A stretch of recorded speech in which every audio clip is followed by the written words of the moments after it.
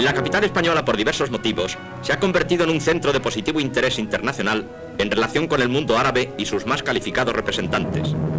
Su Excelencia el Jefe del Estado Español, Generalísimo Franco, recibe en el aeropuerto de Barajas a Su Majestad el Rey de la Arabia Saudí, Saud bin Abdelaziz Al Saud. El soberano ha hecho el viaje desde Washington en la aeronave personal del presidente Eisenhower.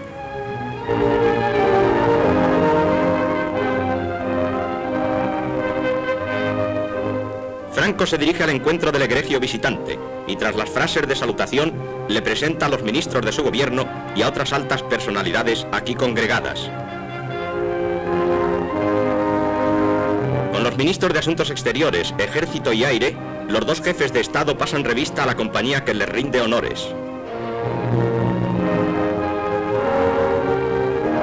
Franco y el rey Saud ocupan un automóvil para trasladarse a Madrid.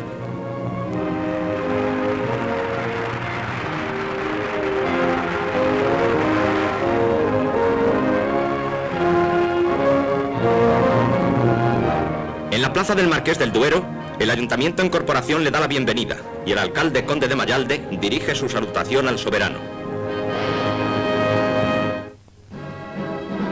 Ocupan el Generalísimo y el rey Saud un coche descubierto para iniciar su marcha por el Paseo de la Castellana.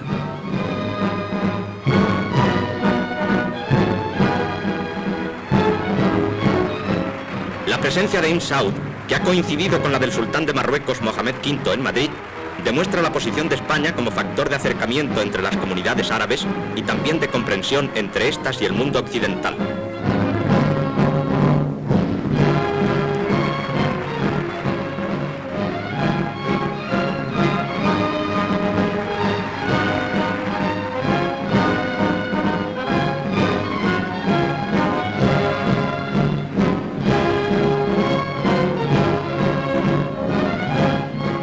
Producen en el curso del recorrido las manifestaciones de afecto de la multitud que no cesa de aplaudir a ambos jefes de Estado, quienes corresponden con su saludo a estas cariñosas muestras.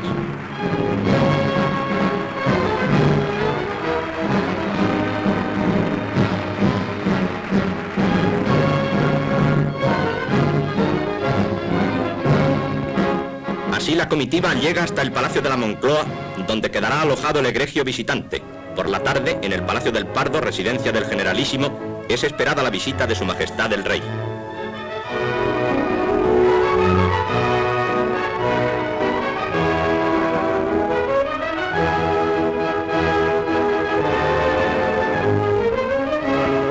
El soberano hace su entrada por la escalera de honor y se dirige al salón de audiencias.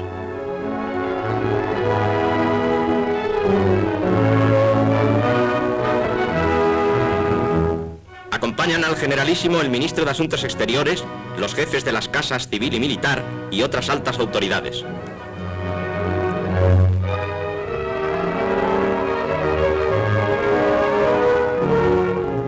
Ambos jefes de Estado celebran en el despacho del Generalísimo una cordial entrevista a la que asisten también el ministro de Asuntos Exteriores español y el embajador de la Arabia Saudí en España. Franco agradeció al monarca la atención que tuvo de hacerle entrega de varios presentes, entre los cuales figura una espada de gran valor. Y llegan a la embajada de la Arabia Saudí los invitados a la comida que ofrece Saud I en honor del sultán de Marruecos Mohamed V. A ella asisten con diversos ministros y otras autoridades, embajadores de los países árabes y personalidades de los séquitos de ambos soberanos. En esta cena toman contacto por primera vez Saud I y Mohamed V. El rey de la Arabia, que tan importante papel desempeña en el Oriente Medio, tiene ocasión con su presencia en Madrid de intercambiar criterios con el sultán de Marruecos, nación que nace a la independencia en una zona de fecundo porvenir. Al día siguiente el sultán correspondería con el obsequio de un almuerzo al monarca saudí.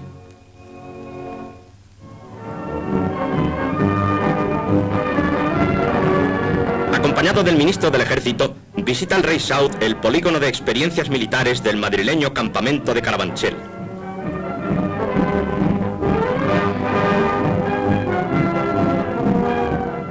después de saludar a las altas jerarquías militares y a los jefes de las distintas unidades, contempla modernos tipos de armas de fabricación española.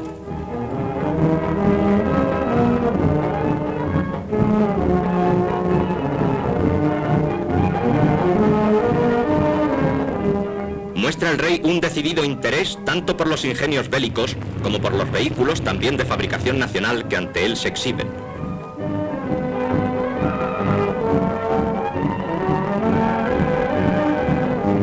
El monarca, con el ministro y demás personalidades, presencia desde la tribuna diversos ejercicios de tiro. Se efectúan estos con piezas de artillería y otras clases de armas. Los cañones antiaéreos de tiro rápido, los fusiles y ametralladoras, los fusiles de asalto y pistolas llaman vivamente la atención del soberano.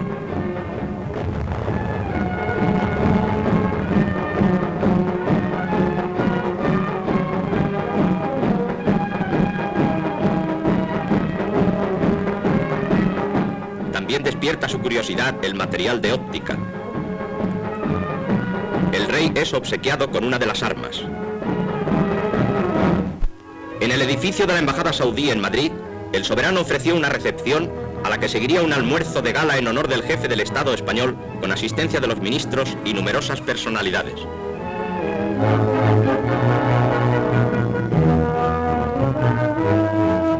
Van llegando a la embajada los invitados. El primer saludo de Franco es para el príncipe Almanzor de corta edad. Están presentes descollantes personalidades de la vida política y diplomática española.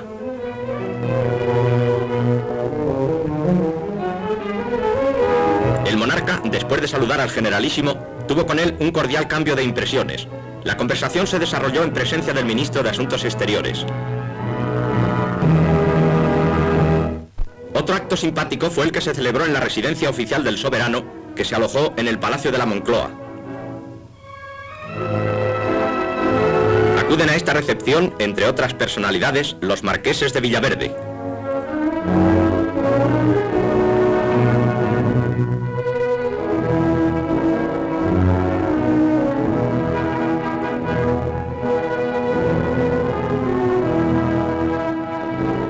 La hija del generalísimo y su esposo departen con Insaud y con el príncipe Almanzor, joven hijo del monarca que también había llegado a Madrid por vía aérea.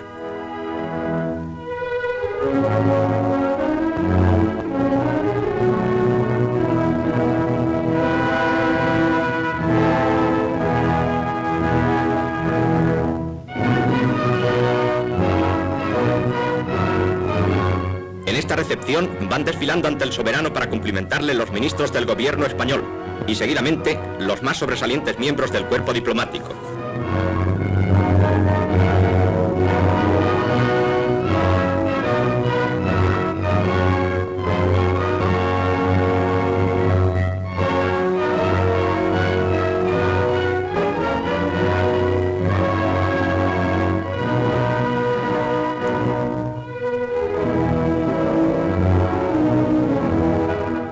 Entre los representantes extranjeros se halla el embajador norteamericano y su esposa, que ofrecen sus respetos al monarca.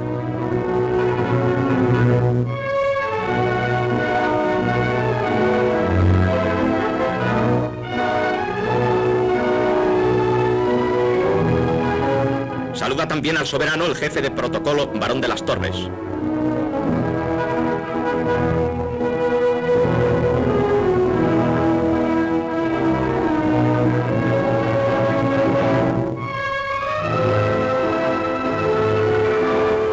La vieja cortesía y ceremonia árabe se enlaza así con los usos diplomáticos en el esplendor de los salones del palacio que ofrecían un magnífico aspecto.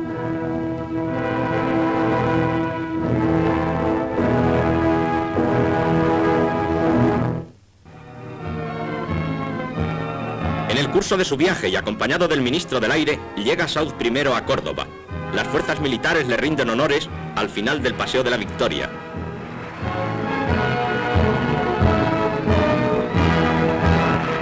El alcalde don Antonio Cruz Conde le da la bienvenida en nombre de la ciudad. Ante el soberano desfilan seguidamente las fuerzas militares.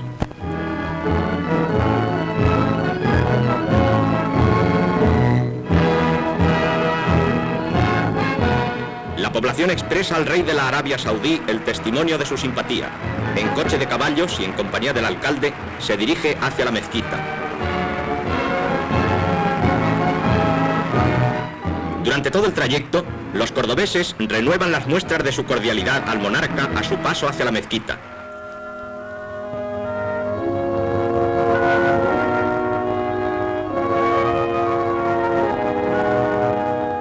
Con las personalidades de su séquito y las primeras autoridades cordobesas, recorre el monarca el gran monumento y escucha las explicaciones detalladas del intérprete oficial del Ministerio de Asuntos Exteriores.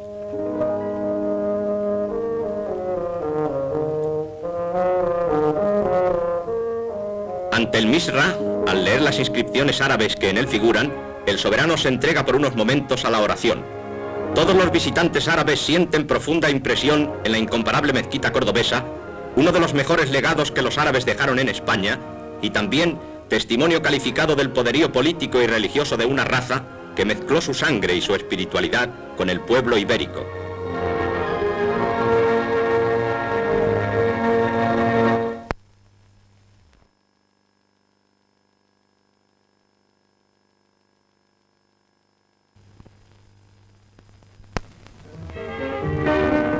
A su llegada a Sevilla, las autoridades de la población prestan al soberano un afectuoso recibimiento.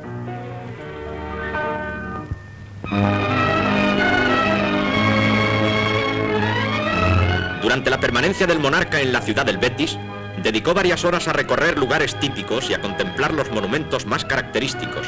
Le acompañan el ministro del Aire, así como el gobernador civil y el alcalde y otras autoridades.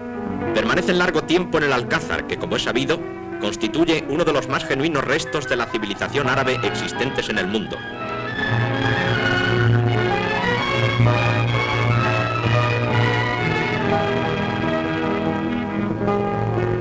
También aquí, a través del intérprete, Ibn Saud recibe interesantes detalles que le son comunicados por el jefe de protocolo municipal, vizconde de Casa González.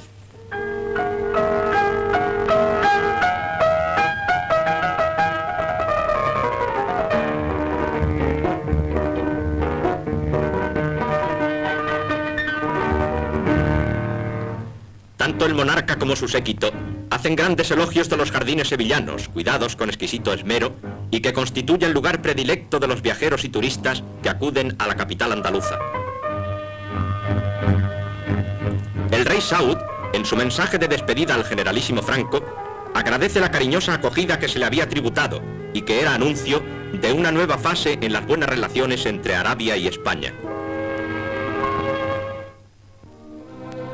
El avión que ha de conducir al monarca a Rabat espera a este en el aeropuerto sevillano de San Pablo, a donde llega acompañado por el ministro del Aire.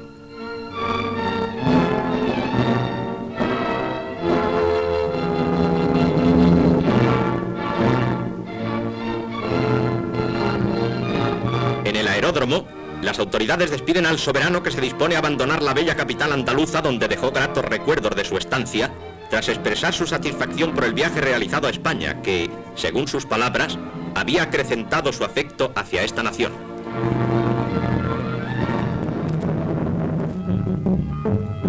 Relevantes figuras marroquíes esperan en el aeródromo de Rabat el momento en que el soberano desciende del aparato para tributarle su cálida demostración.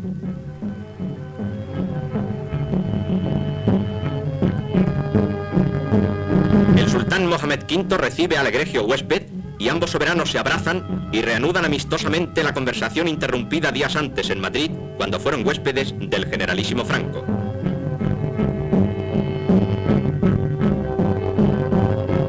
Además del príncipe Moulay Hassan, los miembros del gobierno se hallan también presentes en el aeródromo para dar la bienvenida al monarca saudí. El embajador español, señor Alcover, cumplimenta a las autoridades.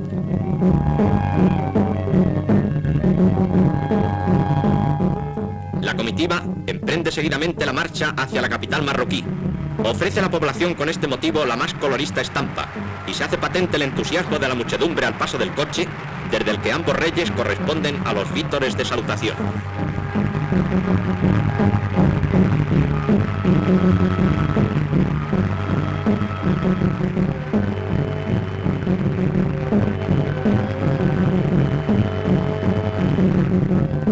En el trayecto, el rey de la Arabia recibe la ofrenda amistosa de leche y dátiles.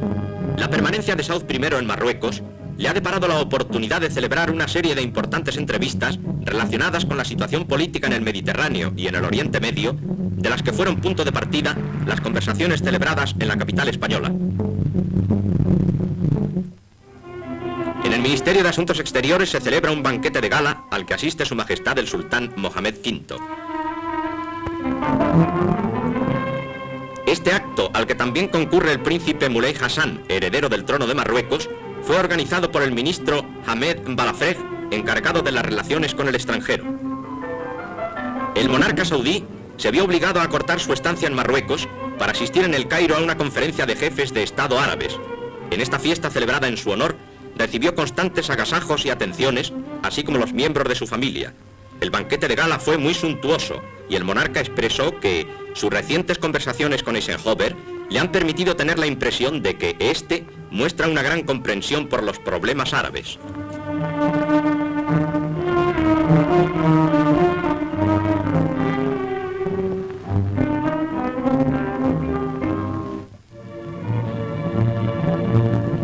Durante la estancia en tierras marroquíes de Saud I, el sultán Mohamed V organiza en su honor diversos actos, y entre ellos una fiesta en Bulhot, en la que participan, junto a los miembros de la familia real y jefes notables de las principales cábilas, el general Misian, Abdejalad Torres y otras personalidades.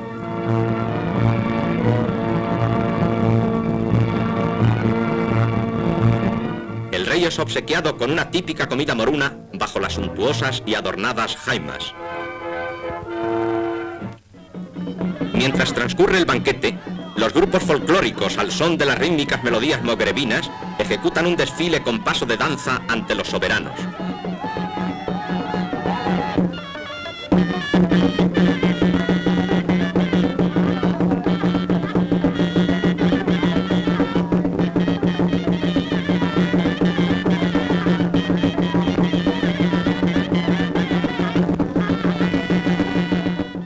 Después de la típica exhibición, ambos monarcas degustan el café al estilo árabe.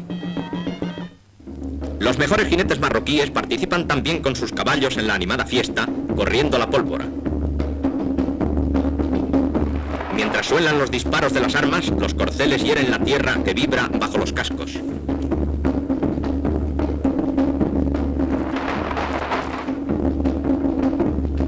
El rey Saud observa el vistoso espectáculo y la pericia de los caballeros con viva admiración a medida que la exhibición ecuestre se prolonga.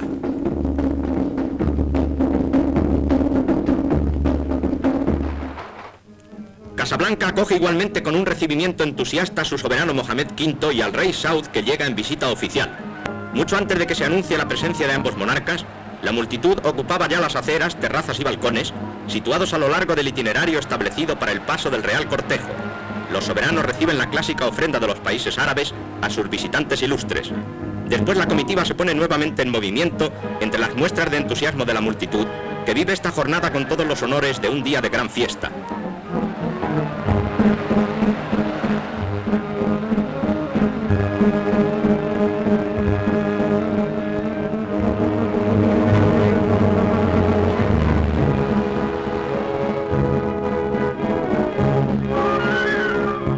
A la entrada del palacio del gobernador, les presenta armas la guardia del rey.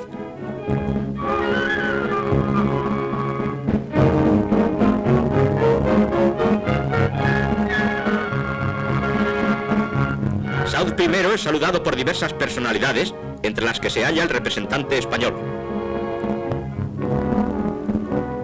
En el interior disfruta un ligero descanso, durante el cual es obsequiado, mientras ameniza el acto, una orquesta moruna.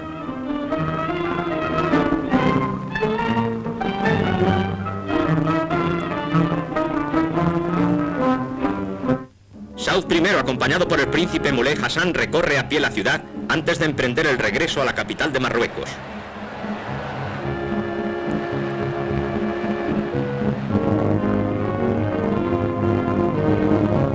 Al aeródromo de Rabat, desde el cual el rey de Arabia emprendería viaje hacia el Oriente Medio, acuden a despedirle los miembros de la Casa Real, el gobierno marroquí y representantes diplomáticos, entre los que figura el embajador de España, señor Alcover. Finalmente, Ibn Saud agradece a Mohamed V las muestras de cordialidad y simpatía de que se le hizo objeto durante su estancia en Marruecos. A continuación, se dirige hacia el avión en el que reanudará su marcha hacia Egipto, donde después, como queda indicado, se reuniría con otros jefes de Estado en la importante conferencia sobre los problemas que afectan al mundo árabe.